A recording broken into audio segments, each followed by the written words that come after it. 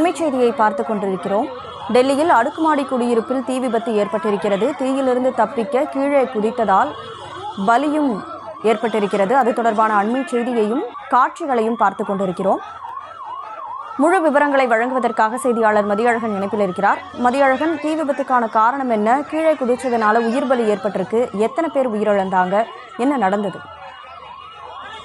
டெல்லி துவாரகாவில் உள்ள சபாத் என்கிற அடுக்குமாடி குடியிருப்பினுடைய 7வது தளத்தில் திடீரென தீ விபத்து ஏற்பட்டது.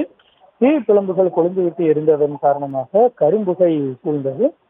தீ விபத்து குறித்து தகவல் இருந்ததில் 8 தீயணைப்பு வாகனங்களில் இருந்து தீயை அணைக்கும் பணியில் ஈடுபட்டிருக்கக்கூடிய நிலையில் தீ விபத்தை ஏற்பட்டதை தொடர்ந்து அந்த அடுக்குமாடி குடியிருப்பில் வசிக்கும் பொதுமக்கள் சிலர் அச்சத்தின் காரணமாக உயிர் பிழைப்பதற்காக குடியிருப்பிலிருந்து கீழே குதித்து தங்களது உயிரை தற்காத்துக் கொண்டனர். அந்த வகையில் ஒரு தந்தை ஒருவர் தனது குழந்தையுடன் கீழே குதித்து தனது உயிரை காப்பாற்றிக் கொள்ள முயற்சித்த பொழுது, அதாவது ஆண் மற்றும் பெண் குழந்தைகளுடைய 2 குழந்தைகளுடன் அவர் மாடியிலிருந்து கீழே குதித்திருக்கிறார்.